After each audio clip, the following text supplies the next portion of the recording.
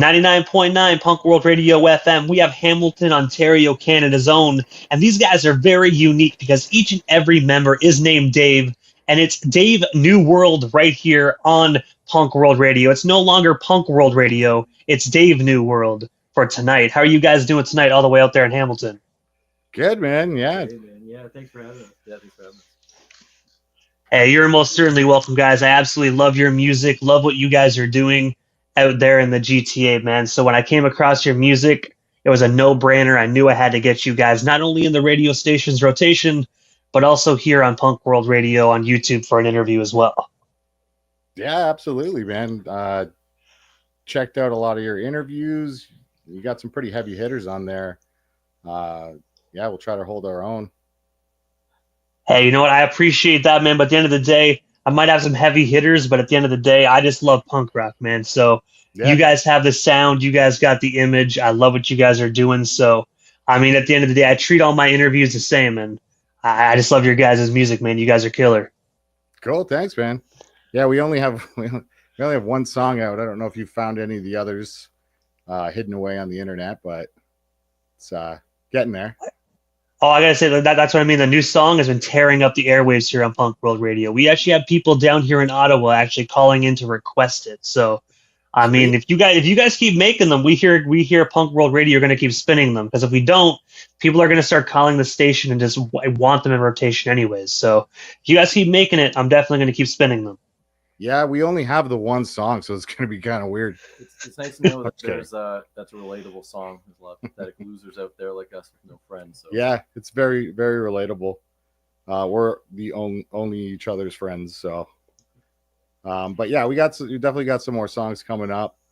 Yeah, if people are requesting it, tell them to buy some shirts, because we're fucking broke. Put all our money into all the music stuff. No, that's awesome though. That's it's good to hear positive feedback. No, so, honestly though, listeners, you heard it right here. People that are listening to the radio station portion, before you call me, you best show me a receipt, or at least email a receipt to our email and show us proof of t-shirt purchase. If you don't, you know what I mean, I won't bump it to the top. You gotta pay them first. You gotta pay to play. New kind of payola, but this time the payola actually goes back to the band. So I mean, is it really payola? You know? We'll take anything. Bitcoin, coupons, whatever you got. Venmo. Two can dine for $14.99 at McDonald's. You know, that's good savings. That's good. But also, as we already mentioned, each and every member of the group is named Dave. We already established this, but I have to take you back to the beginning of Dave New World and actually ask, what is the story behind this group? Like, how did you four Daves come together to form a new Dave's New World? Brent, do you want to take it? You mean Dave? I mean, and there 4 years of planning to convince everyone that we're all named Dave, blown in the first interview question. Dave, I didn't hear nothing. I mean, I don't know, man. I was looking at the interview questions. I didn't hear nothing, guys. What are we talking about? It's all right. We legally changed the names, but no, but it's tough. When the band started with two Daves, and basically, the band name existed, Dave New World, and became a quest to complete the lineup with Dave's. And as you heard, my name was formerly Brent. I was forced to legally change my name to Dave. It was the only way that I could join this band. So, but the other guys are legitimately all named Dave. Yeah, I was the exception, and he was the only one. Yeah, his middle name's Dave, so we just go with that. And also, I know one of the Daves here in the group, and I will say, I know there's Dave 1, Dave 2, but I will say you're all named Dave, so it's hard to decipher exactly what Dave. But August 20th, one out of the four Daves had the opportunity to travel to Las Vegas, Nevada, to actually visit the iconic punk rock museum. I was wondering if you can actually just tell us a bit more about, being able to go to Nevada and visit this museum. And of course, did you actually bump into any punk rock legends during your travels out there? That was me. I went last year. No punk rock legends. A lot of homeless people. A lot of crackheads. Sounds like Ottawa. Excuse me. Sorry. It's in a sketchy part of town, but it's pretty cool. It was pretty wild to actually go and see it in person. It was pretty dead. There was no interview or tour guides. Nothing fancy. it was cool to see the progression of punk rock.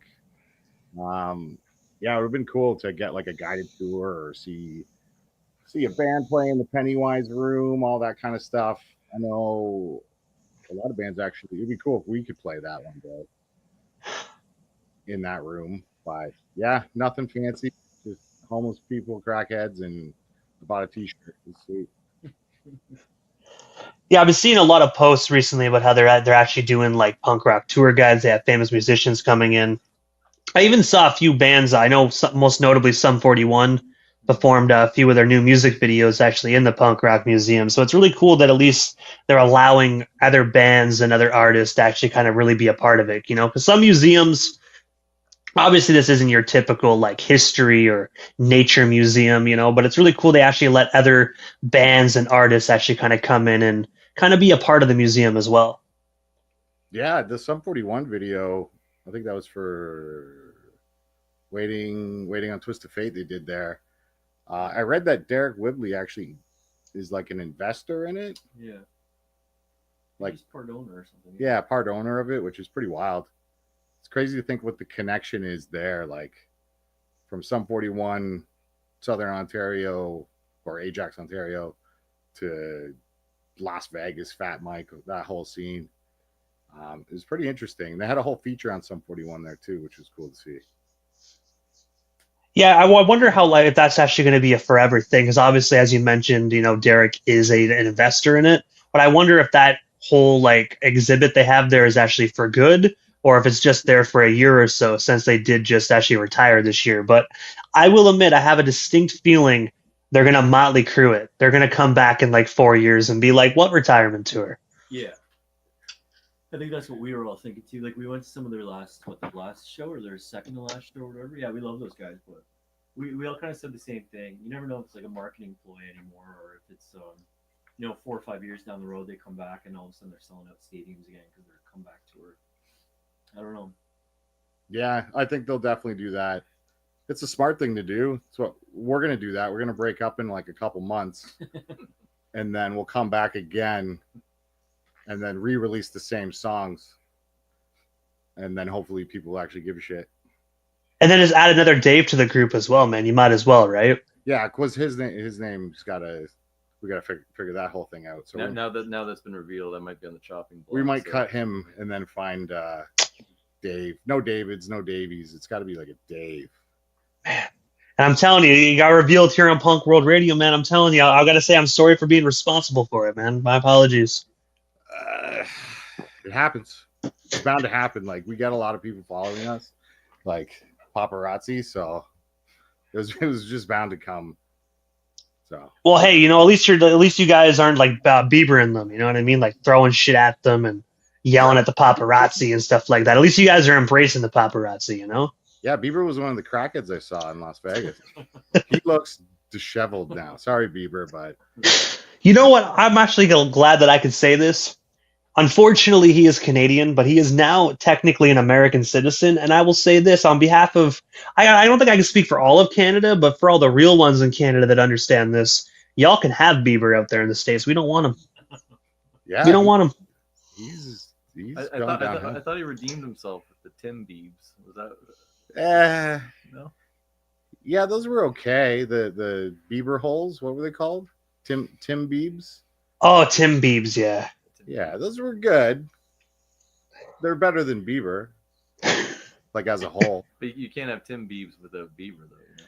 I like Bieber. Yeah, you got to. You know, I just got to say, at least we got a real Canadian representing Tim Hortons now, man. We got Ryan Reynolds. We got Deadpool with that giant like breakfast box, man. That honestly, I do not want to die of high cholesterol by eating that. So I kind of just look at the billboards and go, yeah, enjoy it. It looks awful. I'd still eat it. It looks like garbage. It looks like their leftover slop. It was like, let's put it in a bowl. It looks like the type of shit that'd be in like a pig's trough. You It know? looks like the type of shit, man, that you have to eat well on the toilet, because the moment you eat it, it's going to go right through you like snap of the finger. You won't even have a chance to go to the bathroom. You got to eat that while you're on the toilet just so you can make it in time. Yeah, that's... Tim Hortons is awful. They're the worst place. It looks and tastes and honestly sounds just like Justin Bieber's music. Garbage. That's a great way to frame it. In a box. But before, just in case knowing my luck, because my luck sucks, I'm going to stop talking shit about Justin Bieber and get to the next question, because unfortunately I feel like he'll probably sue my ass and I don't got the money to pay him. So If you have a podcast, it's going to be real awkward. April 17th, 2025, under People of Punk Rock Records, you guys released your most recent single titled New Friends. I was wondering if you actually just tell us the story and inspiration behind this killer single. I think that was like wishful thinking. It's No Friends instead of New Friends. Yeah, I was going to say we also released a song called No Friends, but which is way more accurate because we don't have new friends. Yeah. Yeah. Brent, Dave, you want to take it? Brent, sorry, what was the question? I got caught up on the whole New Friends thing. I was going to say, well, what's like the story and inspiration of it? I think actually that was the first song that we wrote for the album. And I mean, I think it's pretty self-explanatory. It's just, like when you legitimately have no friends, you know, there's nothing else to write about. Yeah, the original title was called In Celebrate. Oh, that's right. Yeah, we were going to call it like Incels, but we took it a bit away from that because as we wrote the lyrics, like they were originally making fun of incels, that kind of thing. And then we realized the lyrics just kind of sounded like us. So we're like, we can't really call it incels because I don't think we're incels. Right. I totally blocked that like part of history in my mind that it was initially supposed to be an incel anthem. But that is true. That is the true story. Yeah. It was kind of like ripping on that. Like the pre-chorus was "In celebrate good times, come on." Like legitimately. Like I'm not even kidding. Like that was the pre-chorus leading into the chorus. Yeah, we felt like that wouldn't translate the humor across the people. So we changed it. Now it's more of just a self-deprecating anthem about being not a loser, but having no friends, having no real friends, making fun of social media, this fake friend kind of just ridiculous charade of social media. Yeah, so we only have 5 friends total. And this single, as we mentioned, was actually released on the People of Punk Rock Records. What is the story actually behind this deal? Like, how did you guys actually get connected with that phenomenal label? Because they actually have so many legendary and amazing punk rock bands and artists, just like yourselves, currently signed. I think we were, we like as most bands do when you're trying to solicit your first early demos. I think we were just basically mass spamming out envelopes with anthrax in them with a lot of threats until someone signed us. Yeah, just direct threats. No, we played in we've all been in like numerous bands throughout the years. We played in previous punk rock bands, and one of People Punk Rock actually reached out to us like maybe a decade ago. He had a clothing line and like sent us a bunch of shirts and stuff, and we were like in communication with him. And then we kind of lost contact, and then when we started this band, we were going through labels and we were just spamming labels and like sending our EPK and our videos and all that. And then we realized that Juan was actually part of the label, and we had his contact and hit him up and started talking again. So yeah, we kind of went from there. It was like from previous bands, like we've all played in bands for years and years and years, and it was like an old contact we had and like an old good dude. So reached out and it was all positive. Yeah, it was pretty interesting because Juan, he's like the co-owner of People Punk Rock. We had our old band Rifkin, basically sounded exactly the same. He was our first sponsor, and we didn't really know what that entailed at the time. He was from South Africa. I thought it was fake. I thought it was like Nigerian Prince email, want to be our sponsor type of thing. So we agreed to it. It was all through email, whatever. And then he actually followed up and sent us a bunch of merch to kind of help promote. It was Decay clothing. Yeah, stickers, shirts, all kinds of stuff. Yeah. So kind of a weird connection. So once we realized he worked for People of Punk Rock, I feel like we cut the line a bit and just went directly to him and just said, sign us or else. I mean, you know what? It sounds like a great connection that you guys did actually have, you know, especially you guys being in previous punk rock bands that actually kind of worked out for the best as well. Yeah, it was pretty crazy. It's hard to get support nowadays. Like there's so many bands and there's so many good bands, so many half decent bands. It's I feel like we cut the line a bit and they've been great. They've been fully supportive this whole time. I'm sure we'll embarrass them down the line or start doing stuff they're not really cool with, but that's what being a punk band's about. So we're excited. And one of the things I did have on the list to ask you guys, which you technically kind of already hinted at it at the beginning of the interview, that new music is on the horizon. So with that being said, what can your fans actually expect from the new Dave New World music when it does drop to the general public? And of course, when can we expect it? Yeah, we're gonna go in a different direction. I think we're gonna go in like a dance pop kind of techno vibe. I'm just totally kidding. We got a full album in the can, got 10 songs total. We'll be releasing singles over the summer. We got one queued up, got some videos coming out, which will hopefully get some traction for better or worse. We'll leave that one TBD until people see it as to why. And then we got a full album called Irrational Anthems. It's going to come out in October, sometime around then. And yeah, we'll probably have 4 songs out by the time that comes out, and maybe play 1 or 2 shows, which would be nice, or more. So next single probably in a couple weeks. Yeah, the next song will be out June 26th, which I believe is a Thursday. The song is called Deadbeat Parade. Yet another self-deprecating anthem about us being complete losers. But this one's kind of got a twist to it. I don't want to. Do we want to spoil the video concept? No. Cool video, yeah. It was a great video. We're excited for it, yeah. And also, when you said doing a few shows as well, there's one show that's already confirmed and posted on your social media, and it's going down Friday, September 26, 2025, where you guys will be opening for Joey Cape of Lagwagon at Vertigo out there in the GTA of Hamilton, Ontario. What can your fans expect from your portion of the show, and where can we snag ourselves some tickets tonight? I think we were going to be doing, are tickets live yet? I'm not sure. That is a great question that we should have an answer to, but we don't. So TBD.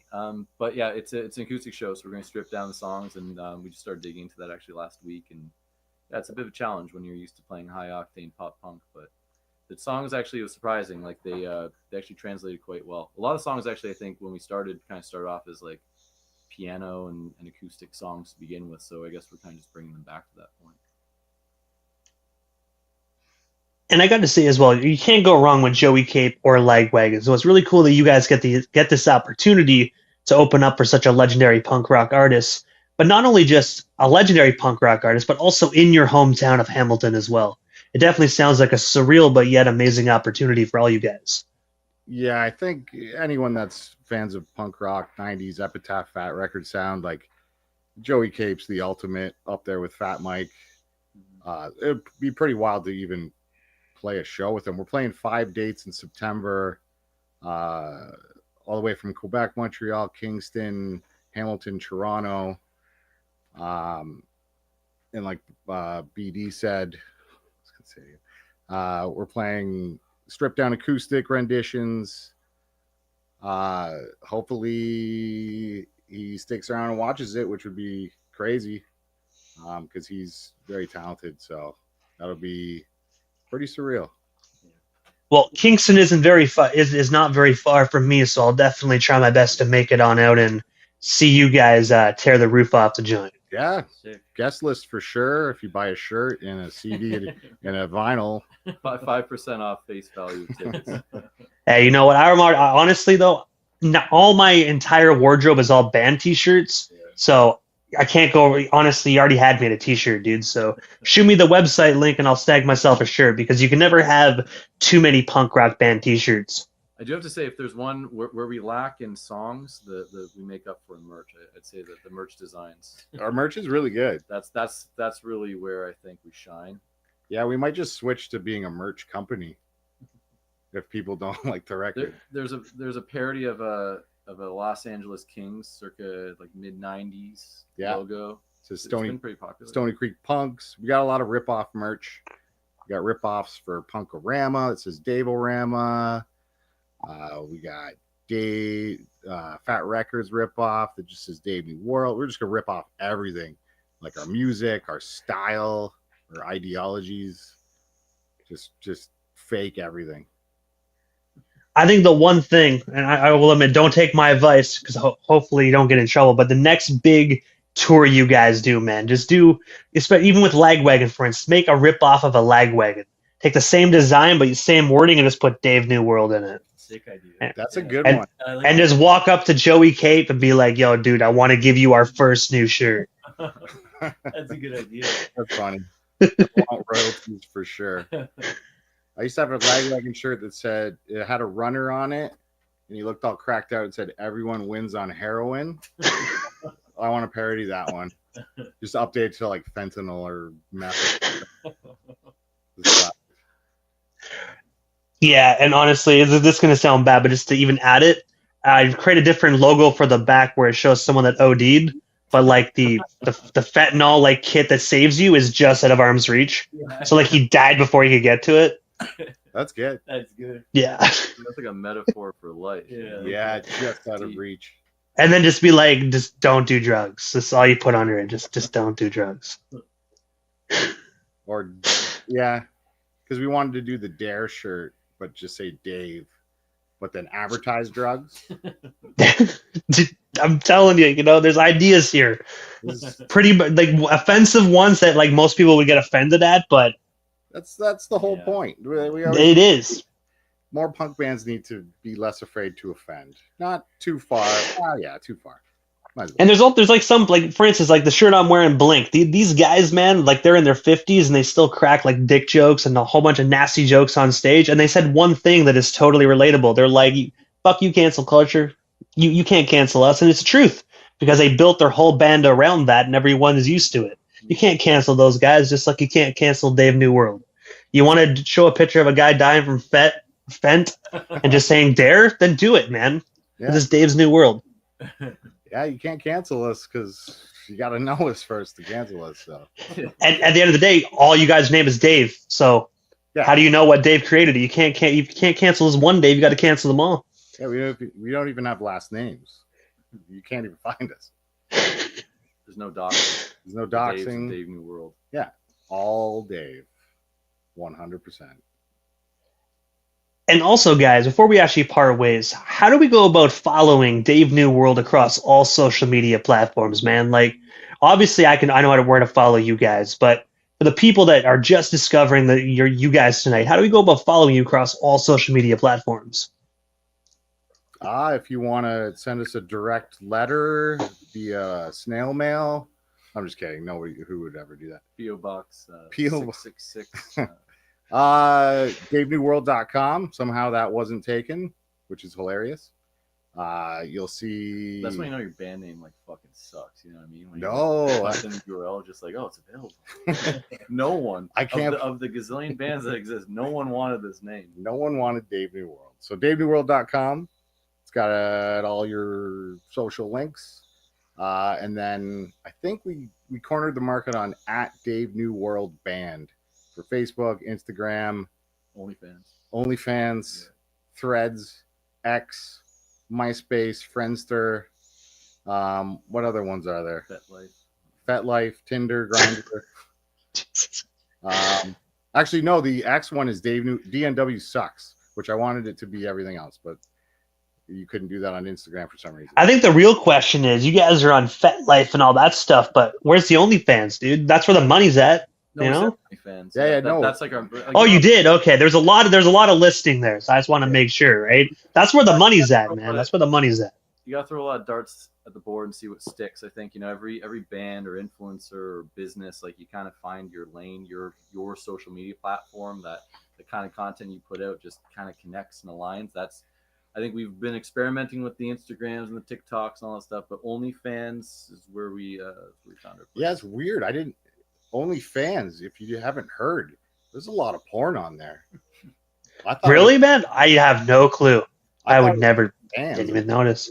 We're actually in like this is the reason why we have this like whatever dystopian hellscape behind us. I think you've figured it out by now. This is not actually the environment we're in.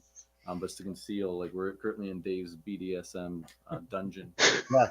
He's got Leather, there's chains, nipple whips. clamps over there. Like legitimately though, I think. Yeah. That, Oh, I won't show you. that no, like I'm not even kidding though. Like there is legitimately a nipple clamp, like right to the left of Dave. No, you guys could totally get in that market, man, because you can just have like the clamps and just say Dave's new, and then like each nipple, like Dave's, and then over here is new, and then you have like the world just hanging down, bro. In one place. Yeah. I like that. Like I'm telling you, man, that right there is premium merch because man, there's some freaky people out there, and I'm telling you that will cater to them perfectly. Right here. Right there. This isn't even an interview anymore. We're just talking ideas. This is great. This is a marketing section. This is But I will say, guys, first and foremost, thank you so much for a bit of your time here tonight. It was such an honor speaking with you guys. I'm super stoked to hear the new music when it does come out this year.